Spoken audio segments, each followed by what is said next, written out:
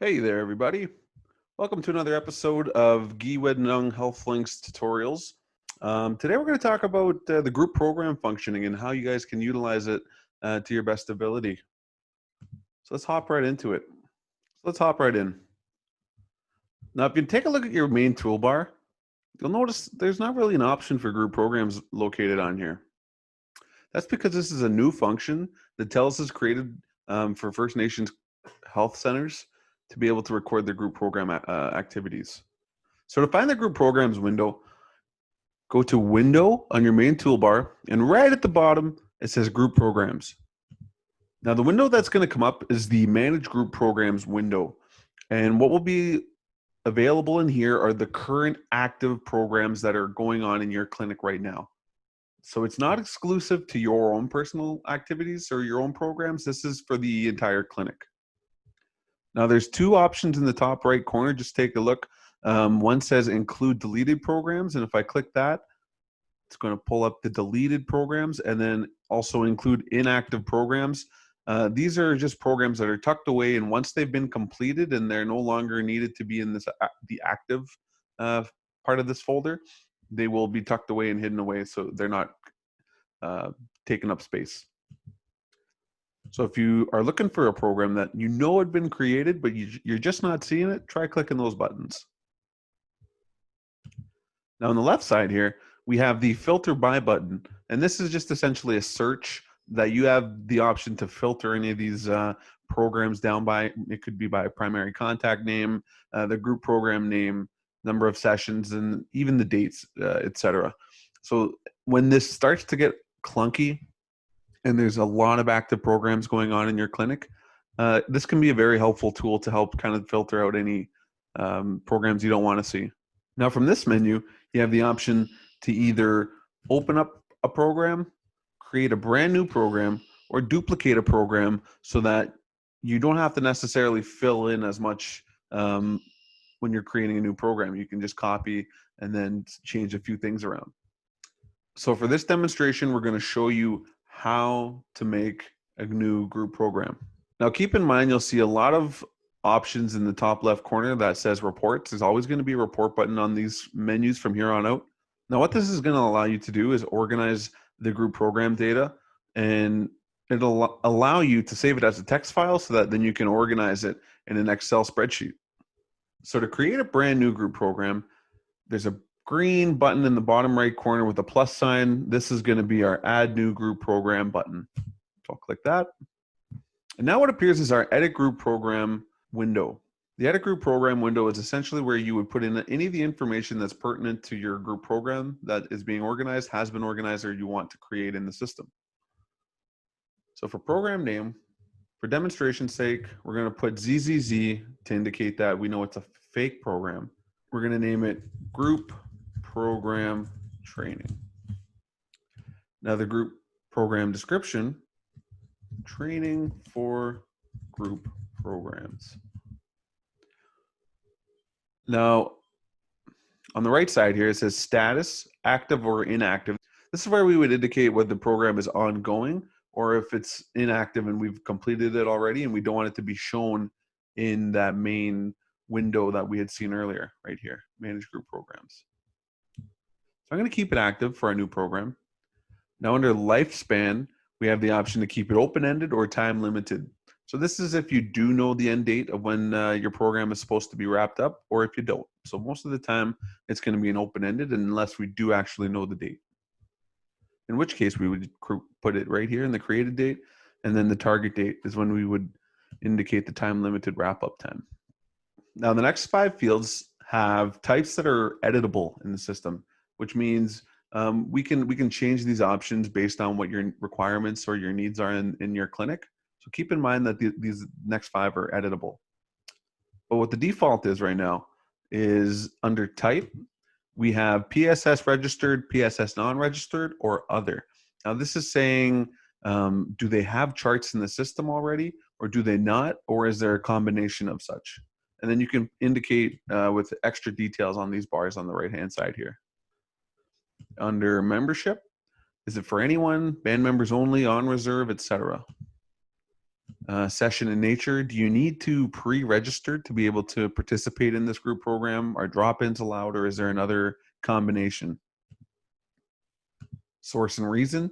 Again, these are pieces from the CBRTs, whether they're CHC objectives, individual encounters, other community initiatives, etc. And again, these are all fillable, and we can edit these as well in the background. Primary location. Now, this is just indicating where is this program taking place, and these options are pretty vague and broad right now. The idea is to have them fill in for whichever community the program is in. So our options for primary location are community agency, community health center, home visit, local school, satellite location, etc. And again, you can change these as you feel fit.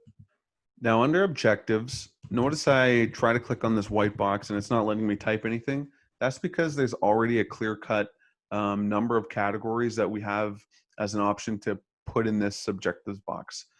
The point of having these options in a list rather than having them free fillable is just to allow us to categorize our group programs in a more standardized format.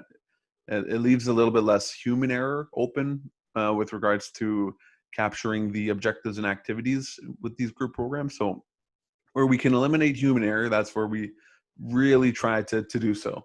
So if I go to add on the right-hand side here of objectives, it's going to pull up a list of objectives that have been preset in the background in the administrator's function of the EMR. And the reason we have these here is these are directly taken out again from the CBRT requirements. Now, some clinics may want to add their own objectives and activities into their group programs categories. It's totally fine. You have the right to do so. But the default is going to have these CBRT options here. And when you've decided on which of these objectives make the most sense for your group program, you click them one by one and you bring them over. And when you're done there, press OK. Now you have the option to clear all, add more, or click on one of these X's and it'll get rid of them. The same thing with activities. If I click on add, I'll find the activities that are the most appropriate for my program.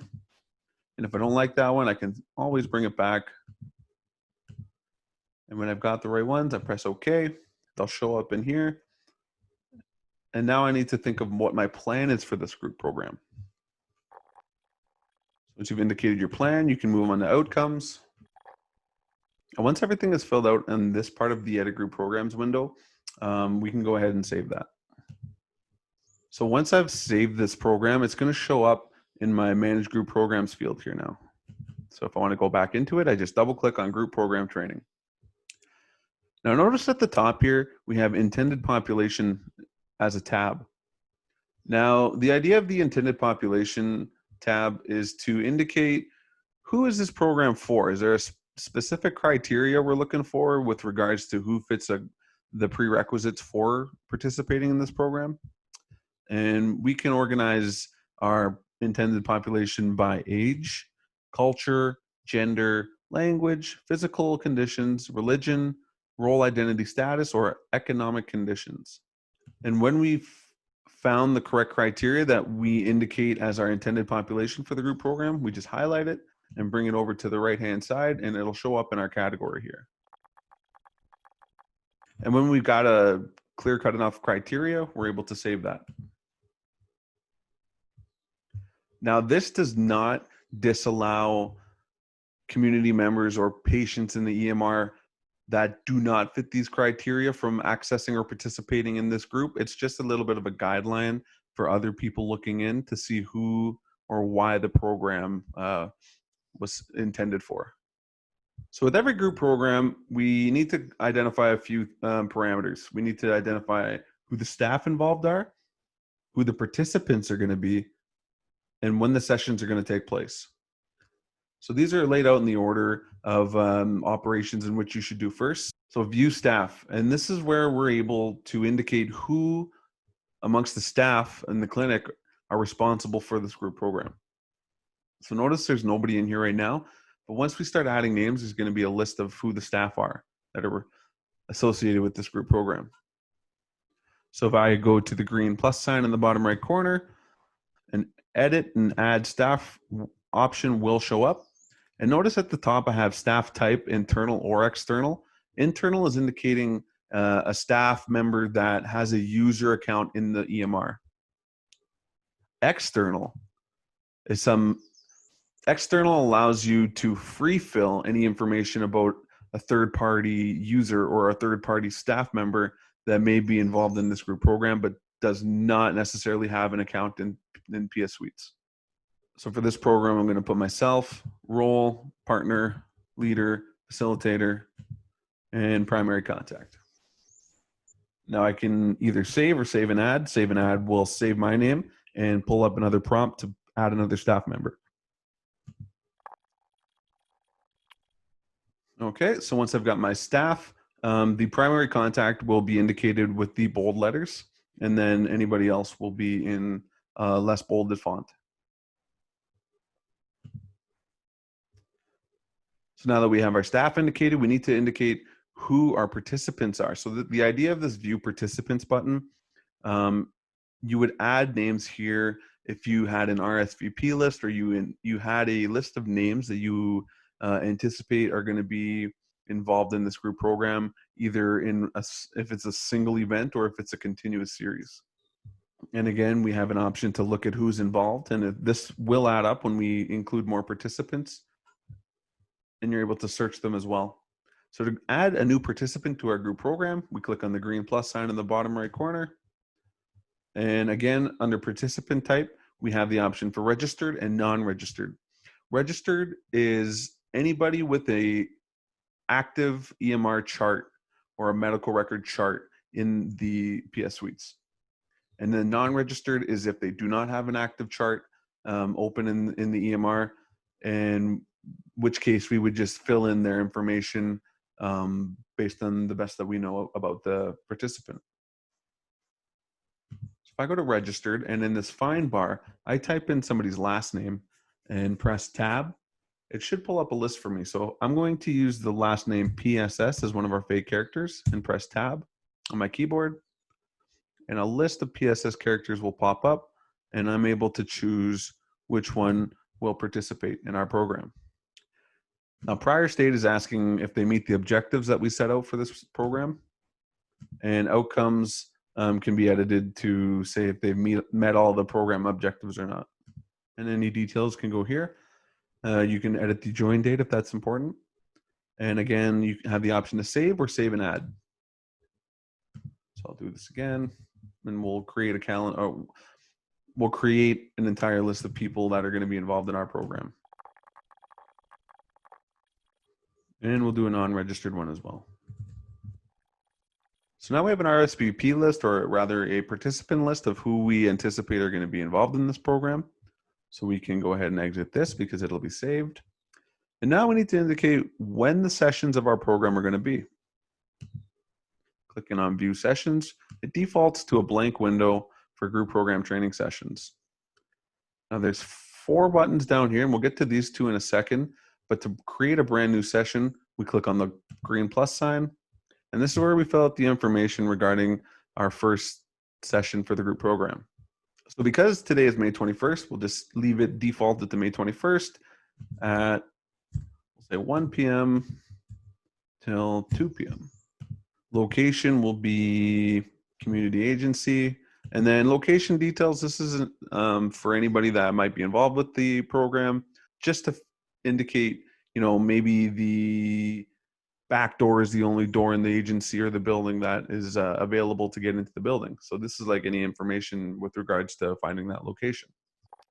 Now under occurrence, we have the option to list it as a single occurrence, meaning it's a one-off event or one-off program or part of a series. So for now, we'll just keep it as a single event. Now on the right-hand side, we have the provider window. It's not going to let me save my session unless I have a provider associated in this option here. Now this is just asking me whose calendar is this going to be on? Who is responsible for keeping track of this program? See, if I try to press save right now, it's going to tell me that I need to have at least one provider in here. So I'll go to the green plus sign under provider.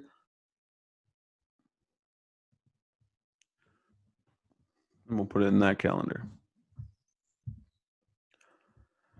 So we have the option to add any more staff if we anticipate any new staff that had arose, or we have a participant list, in which case we can also add or delete any participants that may or may not attend this first session.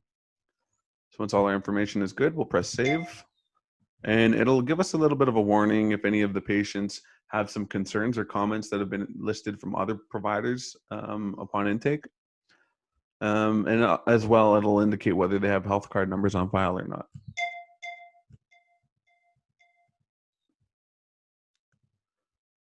And here's our first session. And if I close this window and click view sessions again, my session will still be located right here. Now, in the event we're creating a session or a group program that was open-ended and we didn't necessarily know if it was going to be continuous, we just had a pilot program, we're able to still, instead of having to go back and create a brand new program, we can create future programs or future sessions of the same program using this window here. So if I double click on my first session, my original session, and where it says occurrence, I change that from single to part of a series. It's going to pull up another window that asks me, well, how frequently is this program going to run? And I'm going to put, it's going to be a weekly program, and it's going to occur every 1 week on Thursdays. And I have the option to include more days if I would like to with these checkboxes. And then down here, it says either end after so many occurrences or end by a certain date. So this is dependent on when you know your group program is going to be over. So we'll say we'll end it after 8 occurrences and save. And again, my patient information will show up and my sessions should occur right here. So now we have sessions from May 21st all the way to June 9th. And we're able to add more with our green plus sign or take some away with this red minus.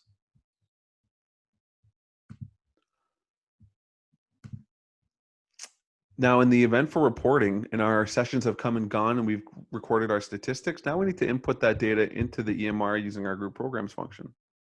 So say May 21st has come and gone, and I want to record how many people showed up and any notes from that group program.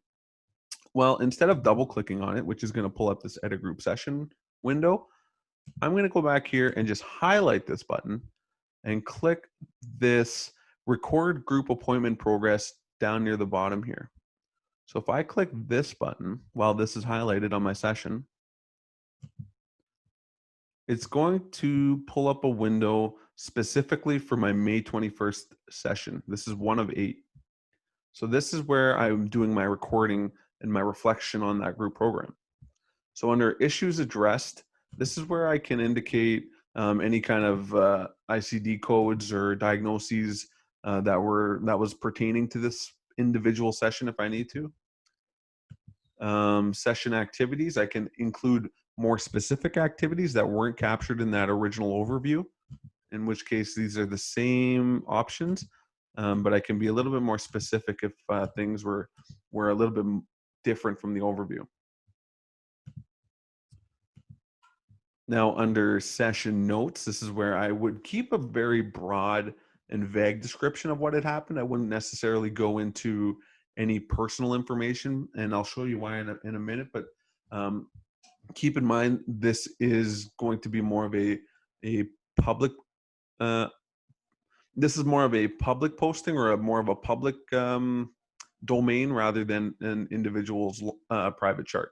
So under session notes, I can include things like great session, we had a fun time, so and so did this, da da da da,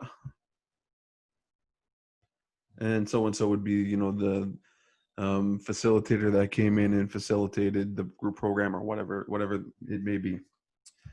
Now under staff list, we have the option to mark off who had participated or who had attended that session. So we'll say Jesse attended and Joe Blow attended. And you know what? We had this brand new facilitator, traditional healer showed up. He was there as well. Now under our participant list, we also have these same checkboxes here where we can check off who attended and who did not attend.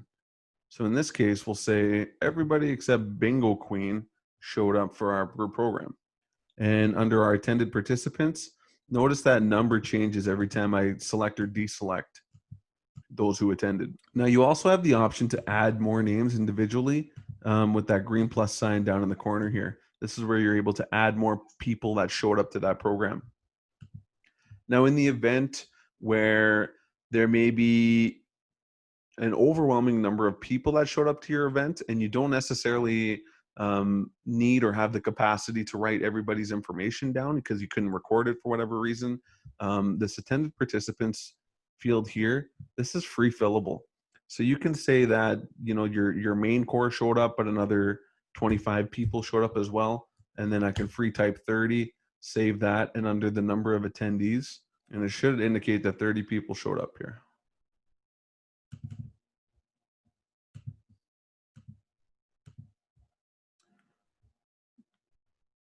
And again, the attended participants option is free fillable, so you can add to that or subtract from that based on who attended your group program.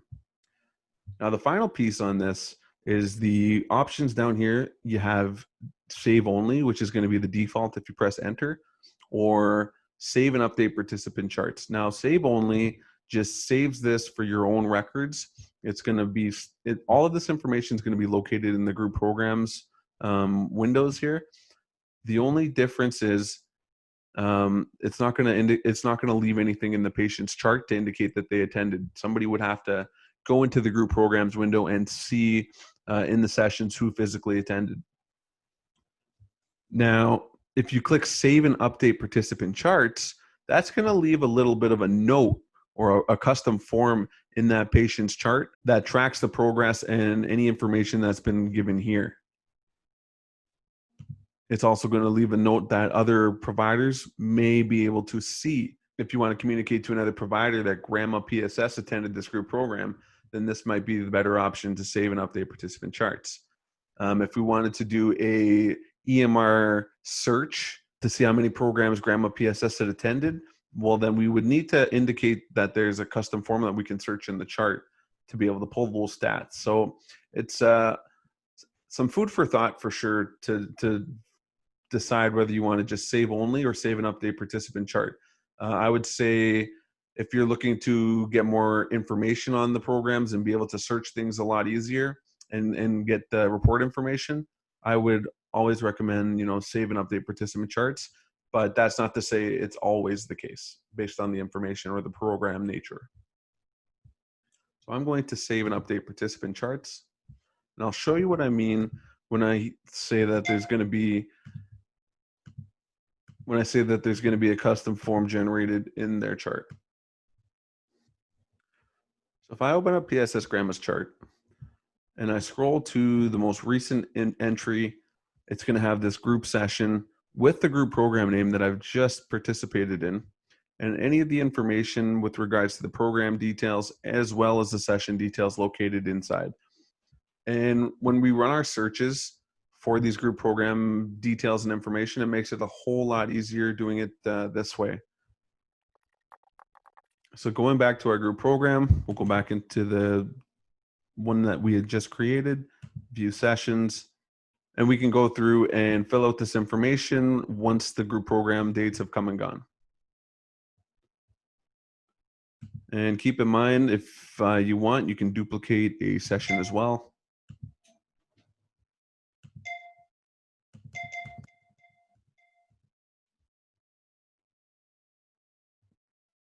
In which case we have 2. You can delete a program as well.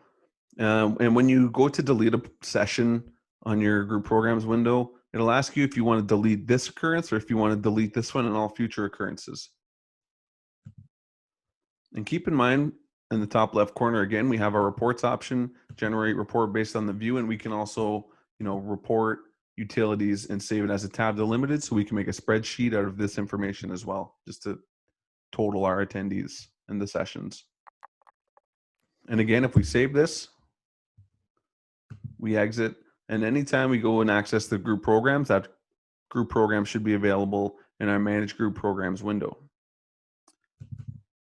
Now, once the group program has come and gone and we have finished all of our recording, we can switch it to inactive, save it, and it'll remove itself from our Manage Group Programs window. Well, thanks for watching this video. If you guys need a hand or a little bit of extra questions and answers, give us a call at the GHL helpline at 1-800-985-5713. Furthermore, for Telus Health and EMR support, call 1-800-265-8175.